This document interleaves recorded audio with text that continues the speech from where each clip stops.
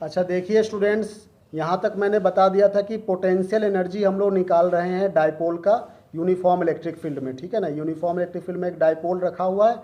अब इसकी हमें पोटेंशियल एनर्जी निकालनी है, ठीक है। तो पोटेंशियल एनर्जी कैसे निकालेंगे?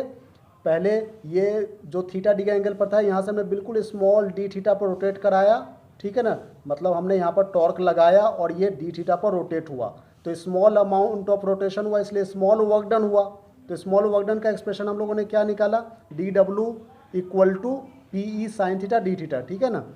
अब इसको हम लोग टोटल वर्क डन निकाल रहे हैं, मतलब थीटा 1 से थीटा 2 तक। इनिशियल यहाँ पर स्मॉल डी थीटा पर था, अब इनमें इससे फाइनल डी थीटा एफ पर रख दिया। ये थीटा आई था मतलब इनिशियल एंगल, और ये थीटा एफ हो गया मतलब फाइनल एंगल, ठीक है। तो टोटल वर्क डन कितना हुआ? टोटल वर्क डन का एक्सप्रेशन हम लोग इंटीग्रेशन करके निकालते हैं, ठीक है। तो इसका इंटीग्रेशन हम लोग कैसे निकालेंगे? देखिए बच्चों, इसका इंटीग्रेशन निकालना बड़ा ही सरल है। कैसे निकालते हैं? देखिए यहाँ पर इंटीग्रेशन जो कांस्टेंट टर्म है उसे बाहर ले जाएंगे, ठीक है। तो कांस्टेंट टर्म जो है, जैसे कि मान लो पी ई, उसे बाहर ले गए, ठीक है। और integration of sine theta D theta को क्या कहते हैं? माइनस कॉस थीटा कहते हैं, ठीक है, माइनस कॉस थीटा। अब यहाँ पर ये थीटा आई इनिशियल है और ये थीटा फाइनल हो गया। तो अब हम लोग एक बार थीटा की वैल्यू, थीटा फाइनल की वैल्यू यहाँ पे पुट करेंगे और फिर माइनस साइन दे करके और थीटा आई की वैल्यू को पुट कर देंगे, ठीक है बच्चों। तो इस तरह से निकालते हैं। तो देखो नेक्स्ट लाइन में क्या लिखते हैं? माइनस साइन को बाहर ले गए, माइनस पी ई। अब यहाँ पर देखो कॉस, ये थीटा एफ यहाँ पर आ जाएगा, थीटा एफ फाइनल, ठीक है ना, माइनस कॉस थीटा आई, ये इनिशियल हो गया। ये बात को समझ में आ रही है आप लोगों को? तो बस यही हमारा एक्सप्रेशन निकल कर क्या गया? Minus P E cos theta F minus cos theta I, ठीक है। ये एक टोटल वर्क डन का एक्सप्रेशन निकल कर के आ रहा है। लेकिन मेरा कहने का मतलब ये है कि ये जो वर्क डन है यही तो स्टोर हो रहा है।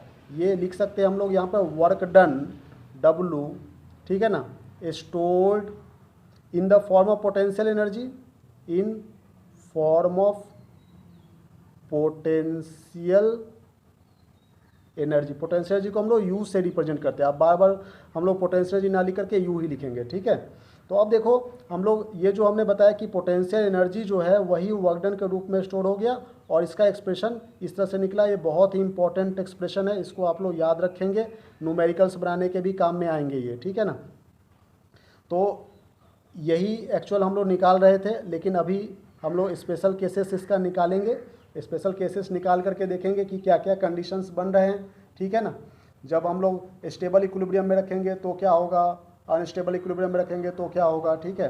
तो देखो फर्स्ट स्पेशल केस की बात करें हम लोग यहाँ पर, यदि एक स्पेशल केसेस निकालते हैं, स्पेशल केस 1, ठीक है। स्पेशल केस 1 में यदि मान लो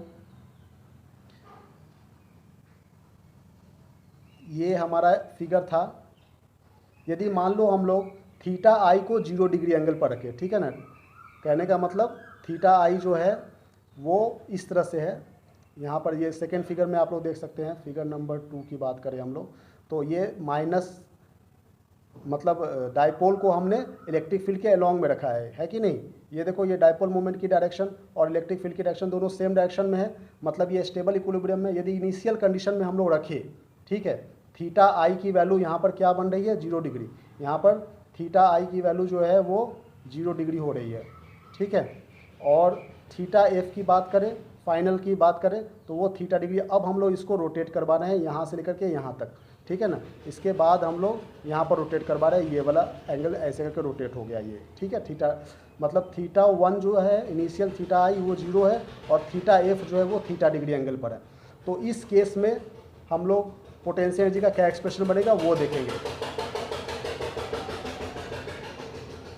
तो देखो ऐसा हम लोग लिख सकते हैं कि if theta I equal to 0 degree and theta 2 equal to theta degree, तो उस समय ये पोटेंशियल एनर्जी का एक्सप्रेशन क्या बनेगा बच्चों?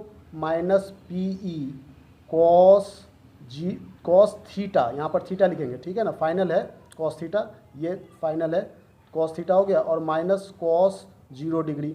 तो कॉस 0 की वैल्यू क्या होती है? 1 होती है। तो हम लोग इसको लिख सकते हैं minus P E cos theta -1, ठीक है। ये हमारा पोटेंशियल एनर्जी स्टोर का फॉर्मूला निकल करके आ गया, ठीक है ना। ऐसा जब कहा जाए इस तरह के कंडीशन में रखना है तब ये एक्सप्रेशन निकल करके आएगा। हालांकि इस तरह के कंडीशन में हम लोग रखते नहीं हैं कभी भी, ठीक है ना। क्यों नहीं रखते हैं? इसलिए नहीं रखते हैं क्योंकि इस तरह के कंडीशन में पोटेंशियल एनर्जी जो है वो जीरो हो जाती है। ये बात कुछ समझ में आ रही है आप लोगों को? पोटेंशियल एनर्जी जीरो क्यों हो जाती है? ये देखो, मतलब पोटेंशियल जीरो नहीं होती है इस कंडीशन में रखने पर। पोटेंशियल एनर्जी जीरो क्यों नहीं होती है? यहाँ देखो हमने लिख दिया पोटेंशियल एनर्जी जीरो नहीं होती है, ठीक है ना, इस कंडीशन में रखने पर। लेकिन हाँ, एक बात याद रखना, टॉर्क जो है वो जीरो होता है। हमने जब बताया था कि डायपोल को प्लेस करते हैं यूनिफॉर्म इलेक्ट्रिक फील्ड में और टॉर्क एक्ट होता है, तो उस समय टॉर्क जो है वो स्टेबल इक्विलिब्रियम में जीरो हो रहा था, ठीक है ना, वो पिछले क्लास में देखे थे। लेकिन पोटेंशियल एनर्जी जो है वो नॉन जीरो होती है, इसलिए हम लोग इस कंडीशन में कभी नहीं रखेंगे। हमेशा जो है वो परपेंडिकुलर कंडीशन में रखेंगे, जो हम लोग स्पेशल केस 2 में देखेंगे। अच्छा, इस कंडीशन में जीरो क्यों नहीं, मतलब नॉन जीरो क्यों होता है पोटेंशियल एनर्जी? उसका रीज़न ये है कि मान लो इन्फिनिटी की बात करें तो इन्फिनिटी पर पोटेंशियल एनर्जी की वैल्यू हमेशा जीरो होती है, ठीक है ना, ये बात आपको समझना पड़ेगा। अब हमने चार्ज को, प्लस चार्ज को इन्फिनिटी से मूव करा करके यहाँ पर लेकर के आए, ठीक है। तो जब हम लेकर के आए तो यहाँ पर इलेक्ट्रिक फील्ड है ऑलरेडी। अब हम किसी नेगेटिव चार्ज को इन्फिनिटी से मूव करा करके यहाँ पर लेकर के आ रहे हैं, ठीक है ना। तो जब हम इन्फिनिटी से मूव करा करके यहाँ पर ला रहे हैं तो अब इस यहाँ पर इलेक्ट्रिक फील्ड और था, उस फील्ड के अगेंस्ट में हमने वर्क कराया और यहाँ पर लेकर के आए, ठीक है ना। तो इसमें कुछ ना कुछ वर्क डन हो गया, तो वर्क डन जो हो गया वो एनर्जी के रूप में स्टोर हो गया, मतलब इसमें पोटेंशियल एनर्जी डिफरेंस बन गया, ठीक है ना। तो इसमें पोटेंशियल एनर्जी जो है वो डिफरेंस बन गया, मतलब कुछ ना कुछ पोटेंशियल एनर्जी है, पोटेंशियल एनर्जी जीरो नहीं हो पाया, ठीक है ना। तो इसलिए हम लोग इस केस को इनिशियली नहीं लेते हैं, तो हम लोग परपेंडिकुलर केस को लेते हैं, जो कि हम लोग स्पेशल केस 2 में देखेंगे, ठीक है ना। तो हम लोग ऐसा कह सकते हैं कि we never take this condition to calculate the potential energy because the potential energy is non zero. ये बात समझ में आ रही है आप लोगों को? We never